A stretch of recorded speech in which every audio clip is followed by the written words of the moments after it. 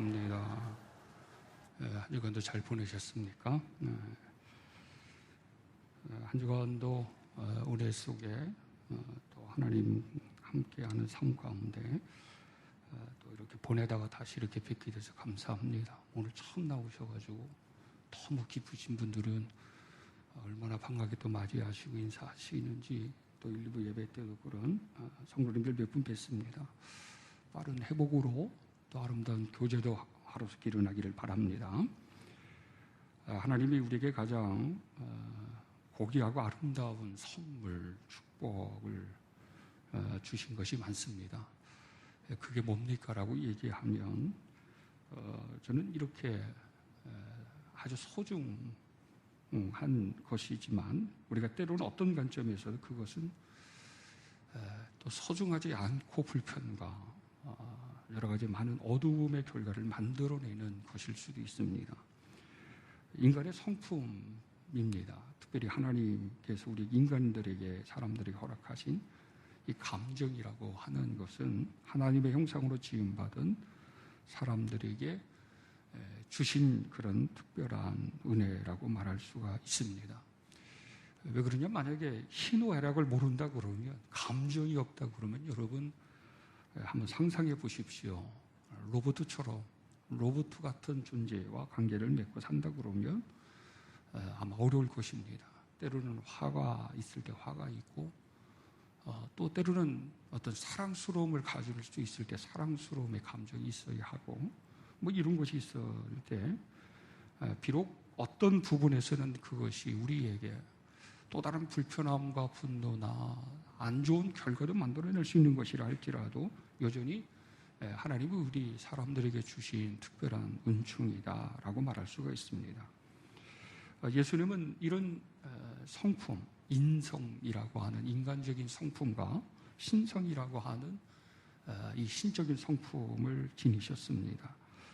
그래서 이런 성품적인 것을 통해 그리스도께서는 완전한 하나님의 형상의 모습을 사람들 속에, 세상 가운데 보여주셨습니다. 인간적인 성품의 기질이 없다고 그러면 인간은 그 예수님과의 관계 형성, 인격적 관계 형성이 되지 못할 것입니다. 마치 로봇처럼 완전한 존재로서 이 신적인 그런 차원으로 만약에 그리스도께서 오셨고 우리와 관계한다 그러면 아주 굉장히 불편할 것입니다. 그러나 예수님은 우리가 슬픔을 가지시는 것처럼 어떤 경우에는 슬픔의 그런 감정적 모습을 보이셨습니다. 기쁠 때도 있었습니다. 어떨 때는 분노적인 그러한 모습을 보이실 때도 있었습니다. 하지만 여전히 참 하나님으로서 참 인간의 모습 안에 참 신적인 것, 또 참 신적인 것 속에서는 참 인간적인 이런 모습으로 완전한 하나님의 형상의 모습을 구현시켜 주셨고 완성시켜 주셨고, 그렇게 이 세상에서 그런 곳으로, 그런 감정으로 하나님의 뜻의 완성을 이루셨습니다. 상심하고 불안한 것에 붙잡힌 제자들에게 이 부활하신 주님이 여러 번 찾아가셨습니다. 오늘 본문에서도 세 번째로 제자들에게 찾아가셔서 그들과 함께 식사도 나누시고, 또 그들에게, 특별히 베드로에게 마지막 예수님께서는 질문을 통해 또 그에 대한 답변과 함께 결론을 맺는 내용이 요한복음에 나옵니다. 상심 가운데 두려움 속에 붙잡힌 제자들을 찾아가신 주님을, 제자들의 반응과 제자들이 그 주님을 어떻게 생각했는지, 마치 오늘 본문에 그리스도께서 여전히 지금까지 한 번도 이런 의미심장한 질문을 해보신 적이 없는데 왜 예수님은 갑자기 이런 질문을 누구에게 한 것이 아니라, 모든 사람이 한 것이 아니라 내 자신에게 했을까라고 생각해 보면 베드로는 아마 간담이 서렸을 것입니다. 이 두려움 속에 아마 그 예수님의 그 말 한마디, 요한의 아들 시몬아 내가 나를 사랑하느냐라고 하는 이 말씀 가운데 그가 굉장한 당함과 충격과 그리고 불안 속에서 아마 그 내면에 또 다른 감추어진 모습을 가질 수 있었을 것입니다. 그런데도 불구하고 예수님은 분명하게 요한에게, 이 베드로에게 너 나 사랑해야 되는데 왜 사랑하지 않았니? 이렇게 물으시려고 한 것도 아니었습니다. 그거에 대한 책임, 책망, 그리고 불편한 감정을 쏟으시려고 심판의 어떤 목적으로 부르신 것도 아니셨습니다. 그렇다고 해서 오늘 본문이 사랑에 대한 불신적인 것 때문에 또 예수님께서 너 과거는 이랬는데 앞으로는 이래야 돼 라고 하는 목적 때문에 그리스도께서는 이 질문을 하신 것은 아니었습니다. 어떤 특별한 목적으로 하신 질문이 아니에요. 우리가 볼 때는 앞으로 이 베드로가 제2의 인생의 삶, 제자로서의 삶을 살아가기 위해서 그렇게 뭔가 어떤 목적의 교훈성을 가지고 질문을 하신 것 같아도 엄밀히 따져보면 말이죠. 그거 아닙니다. 베드로는 이 질문에 옛날에도 그랬지만 이번에도 말이죠. 당당하게 이 예수님의 첫 번째 질문에 이렇게 대답합니다. 주님 그러합니다. 주님 그러합니다. 내가 주님을 사랑하시는 줄 주님께서 아시나이다. 주님 그러합니다. 내가 주님을 사랑하시는 거 주님께서 아십니다. 옛날에도 베드로는 자신 있게 얘기했어요. 그러나 부인했다고 해서 원래 베드로가 예수 그리스도에 대한 사랑, 믿음을 완전히 떨쳐버린 것은 아니었어요. 지금도 그리스도께서 이 질문을 하셨을 때 여전히 베드로의 이 대답은 원래 베드로가 가지고 있는 그 신앙의 면모라고 말할 수가 있습니다. 그런데도 왜 예수 그리스도께서는 베드로에게 이런 질문을 하셨을까? 만약에 여러분 이런 질문을 여러분이 받는다고 한다 그러면 여러분은 베드로가 아니기 때문에 당당하게 이 질문에 대한 답을 교과서처럼 오늘 베드로가 말한 것처럼 그렇게 답변할 수 있으나 실제적으로 만약에 이 질문을 받았을 때 여러분은 이 질문에 대해서 어떻게 생각하십니까? 그리고 이 질문에 대한 답을 어떻게 하기를 원하십니까? 사실적으로 예수 그리스도께서 이 세상에 오셔서 하나님의 이 뜻을 이루시고 하나님의 나라를 완성하실 때에는 예수 그리스도께서는 이 세상에 인간의 감정을 가지시고 신적인 그런 성품을 가지시고 오셔서 많은 일을 행하셨는데 항상 예수님이 소중히 여기시는 그것이 있었습니다. 예수님이 소중히 여기시는 그것은 하나님께서 우리와의 관계를 그렇게 하셨던 것처럼 예수님도 관계를 굉장히 중요시 여기셨습니다. 인간관계에서 가장 중요한 것이 있다면 여러분 과연 그것이 무엇일까요? 여러분은 사람마다 다르겠지만 만약에 사람의 관계, 인간관계에서 가장 중요한 것이 뭐냐라고 물으면 대부분 아마 이 정도의 답을 공통적으로 할 수 있을 것입니다.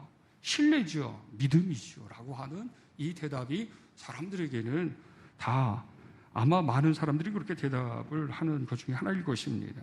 가정에서도 그렇고 교회에서나 직장 생활할 때도 동료와의 관계 속에서도 믿음이죠, 신뢰죠 이렇게 얘기할 것입니다. 그리고 다음에 두 번째가 뭐냐라고 얘기하면 어떤 직장에서는 동료의식, 동료의식, 교회에서는 어떤 동역의식 뭐 이런 거 있을 수 있습니다.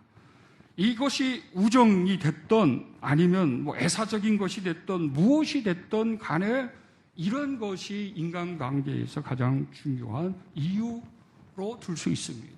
그런데 여러분 그거 아십니까? 이것보다도 예수님께서 지금 베드로에게 동역의식적인 차원에서 질문하신 것이 아니에요. 너 앞으로 십자가 져야 돼. 너 앞으로 십자가 질 때 너는 이런 죽음이 있을 거야. 감당해야 돼. 이런 동역의식에서 질문하신 것도 아니고요. 베드로의 신뢰를, 믿음을 확인해 보기 위해서도 질문하신 것이 결코 아니라고 하는 사실입니다. 사람의 모든 관계 가운데 속에서 가장 중요한 것이 있다고 한다 그러면 그것은 여러분 사랑입니다. 사랑. 이 사랑이 그리스도께서 이 땅에서 아버지의 뜻을 이루실 때도 그러셨고 앞으로 아버지의 뜻을 완성시켜 나가는 것에 있어서도 이 사랑이 인간에게 있어서 모든 관계에서 가장 중요하다고 하는 사실을 우리는 알아야 합니다. 그런데 여기에 이 사랑이라고 하는 것은 모든 것을 초월해요. 종족이라고 하는 이런 것도 초월합니다. 우리 혈통적으로 우리의 가족, 우리의 가문의 같은 시조로 뭐 이런 것도 초월하고요. 어떤 문화도 초월하고 이념도 초월하고 어떨 때 보면 종교도 초월합니다. 여러분 아세요? 우리가 다른 종교를 가지고 있는 사람이라 할지라도 진리는 다릅니다. 그 진리의 다름이 사람까지도 수용하지 못하는 진리와 믿음 정도라고 한다고 그러면 우리 성찰해 봐야 돼요. 진리는 분명히 달라요. 그것에 있어서 같다고 말할 수는 없어요. 구원에 이르는 다양한 방법이 있고 다 길은 다양하지만 산의 정상은 똑같다고 얘기는 할 수는 없어요.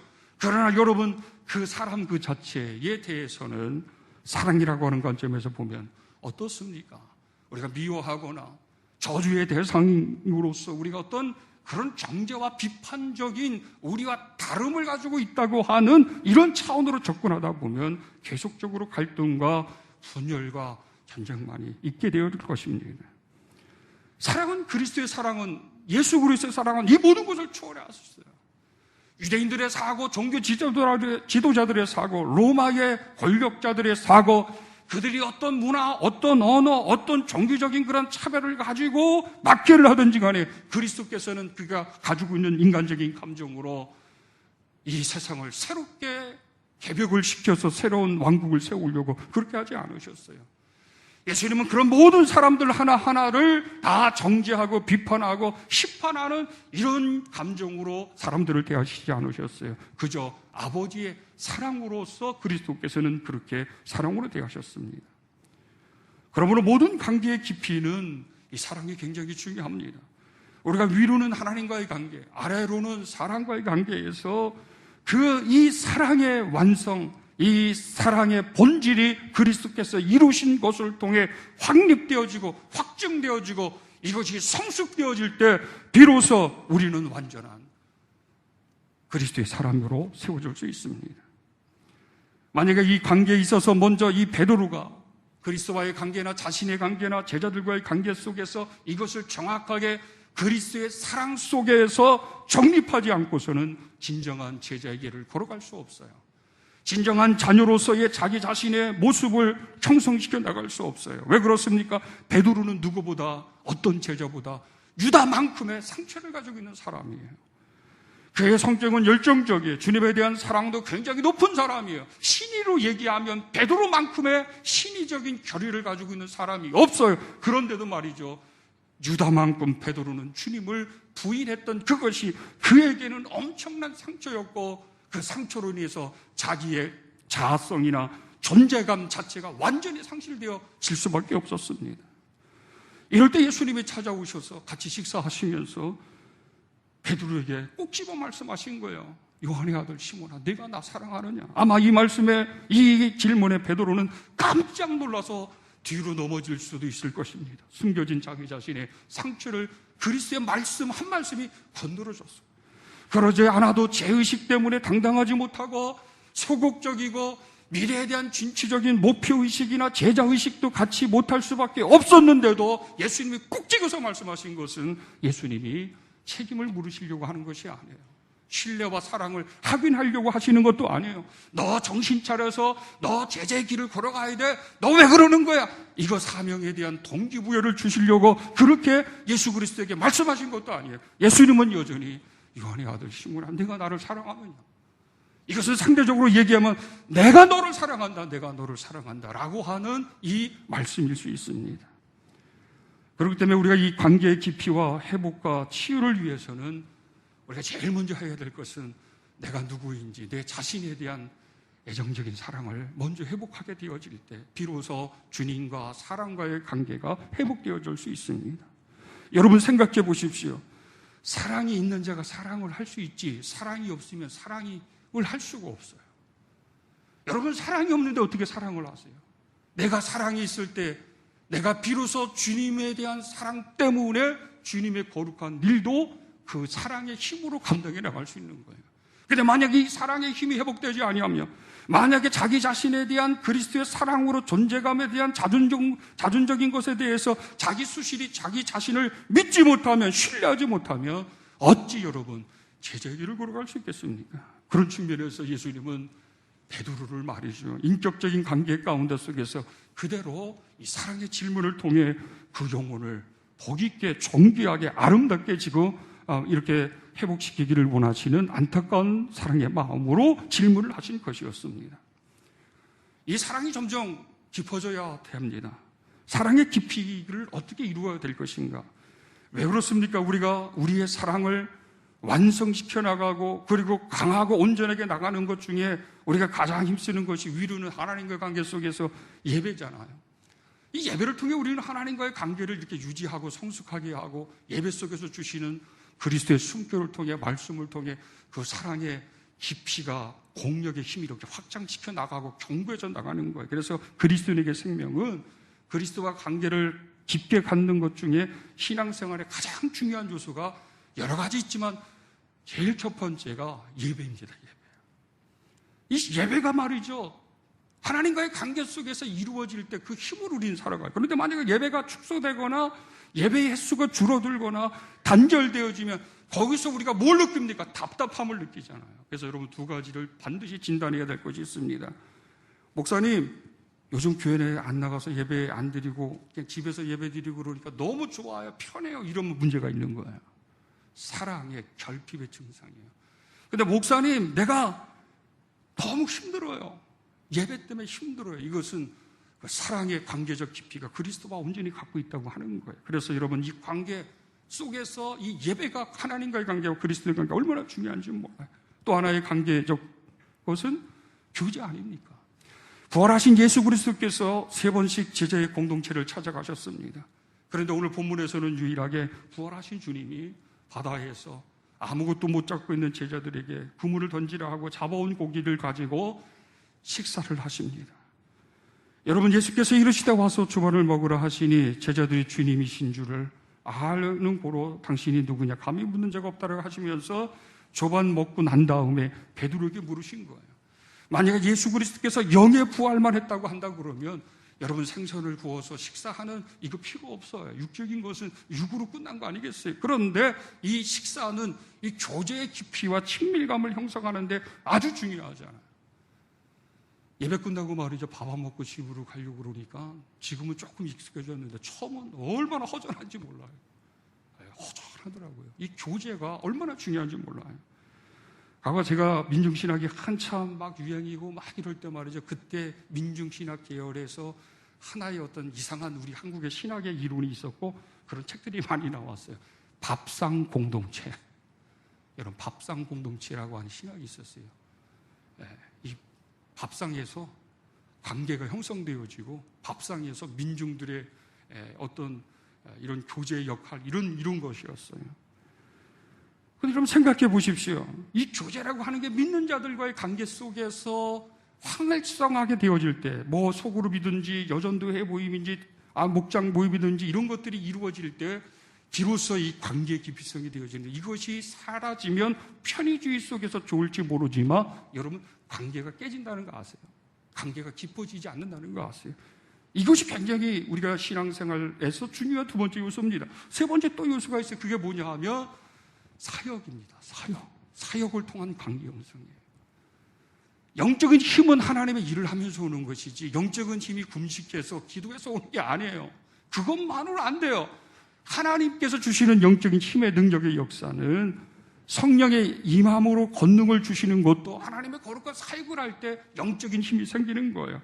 그래서 이 체력은 운동을 통해서 또 영양분을 통해서 이루어지는 것이지만 영적인 힘은 이런 관계를 통해, 교제를 통해, 그리고 하나님의 거룩한 사역을 통해 가질 수 있는 그 힘이 있을 때 비로소 관계의 깊이와 능력의 공력이 나타나게 되는 것입니다.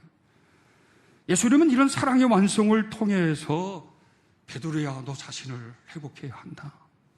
네가 사랑하는 게 있을 때, 네가 사랑이 있을 때 영혼들을 사랑할 수 있고 그곳에 가서 거룩한 사역에 대한 기쁨과 행복이 있을 수 있다는 거예요. 그런데 이 사랑의 완성은 두 가지로 오는데, 첫째는 용서요, 두 번째는 희생이라고 하는 거예요. 십자가라고 하는 거예요. 이 십자가는 사역의 목표적인 것 같아도요, 사랑의 하나의 부분입니다. 사랑의 완성을 이룰 수 있고 또 다른 사랑의 고귀한 형태의 모습이라고 말할 수가 있어요. 그래서 사랑이 많으면, 사랑이 충만하면 여러분, 그 사랑이 있는 사람들이 그 무엇인가 몫을 감당하는 것이 그 사람에게는 고통일까요? 영광일까요? 고통이 아닙니다. 영광입니다. 사랑하는 사람을 위해서 무엇인가를 할 수 있다고 하는 것은 육신적으로 볼 때는 힘들고 고통스러워 보이나 한편으로는 영광스러운 것입니다. 리코이트라고 하는 태어날 때서부터 뇌에 산소 공급이 안 돼서 뇌성마비, 경련으로 전신마비가 되고 언어도 못 쓰는 아이가 있었어요. 이 아버지 디코이트라고 하는 아버지가 아주 이 아들을 살리려고 뭔가 의리적인 것들을 많이 해봤지만 되지 않았어요. 근데 의사 선생님의 결론이 이거예요. 당신의 아들은 식물인간이 될 것이는데 국가의 기관에 맡겨서 그냥 그렇게 편히 서로 살게 하라고 이렇게 얘기를 했습니다. 근데 이 디코이트는 그럴 수가 없었어요. 아이를 키우는데 경제적으로, 정신적으로 많이 힘들고 어려웠지만 이 딕을 포기하지 않았어요. 포기하지 않고 그 아이의 손과 발이 되어졌습니다. 그런데 어느 날 아들이 그런 얘기를 하는 거예요. TV를 보다가 나도 달리고 싶다고, 나도 이렇게 달리고 싶다고 하는 이런 얘기를 하는 거예요. 그때 이 아버지는 말이죠, 이 아들을 이 휠체어에 태워서 달리기를 시작을 합니다. 싫어해요. 그래서 그때부터 시작된, 아들을 위해서 시작된 여정, 철인 3중 경기, 마라톤에 출발하고, 그거를 통해 가지고서 이 아들과 아버지는 하나가 되어졌어요. 달릴 때 처음으로 내 몸의 장애가 사라진 것 같습니다 라고 하는 이 아들의 말에 아버지는 그 이후로 계속적으로 그렇게 아들을 위해서 함께 달렸습니다. 여러분, 우리 그 영상 그 전에도 한번 봤는데 다시 한번 우리 그 영상 볼 수 있도록 하겠습니다.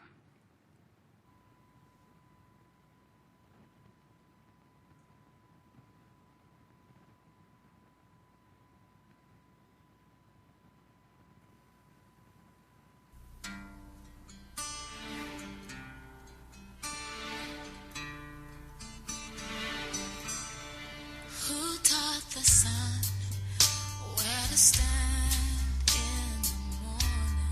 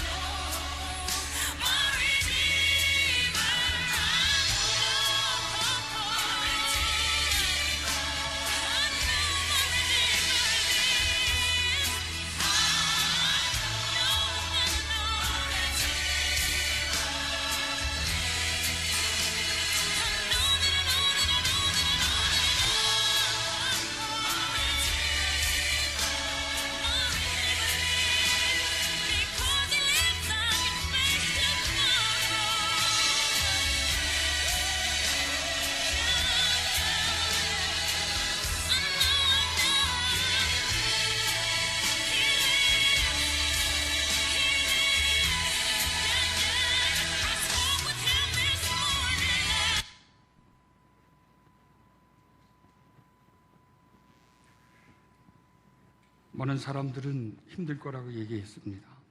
무모한 일이라고 얘기했습니다. 그런데도 이 아버지는 이것을 십자가라고 생각하지 않았습니다. 아버지는 아들과 하나였기 때문에 아버지는 내 날개 아래에 지켜주는 바람이다. 아들은 아버지를 그렇게 표현했어요. 아버지는 몸이고 아들은 마음이다. 사랑은 지나치게 환상적인 것으로 생각하면 되지 않습니다. 예수님이 지금 베드로에게 질문하시면서 내가 나를 사랑하느냐라고 하시는 이 말씀은 베드로에게 무엇인가를 원하고 희생을 강요하고 새로운 동기부여를 통해 인생의 제2의 삶을 살아가게 하기 위해서 하신 질문도 아닙니다. 오직 그리스도께서 죽으심을 통해 사랑을 완성시키신 것처럼 그 사랑의 수혜자가 된 우리가 그 사랑에 대한 믿음을 가지라고, 그 사랑에 대한 신뢰를 가지라고, 그 사랑을 완성시키라고 그리스도께서는 요한의 아들 시몬아 내가 이 사람들보다 더 나를 사랑하느냐 이렇게 말씀하신 것입니다. 여러분 이 질문 가운데 여러분 우리가 주님을 사랑합니다라고 베드로처럼 확신 있게 고백할 수 있는 저와 여러분들이 다 되시기를 간절히 축원합니다.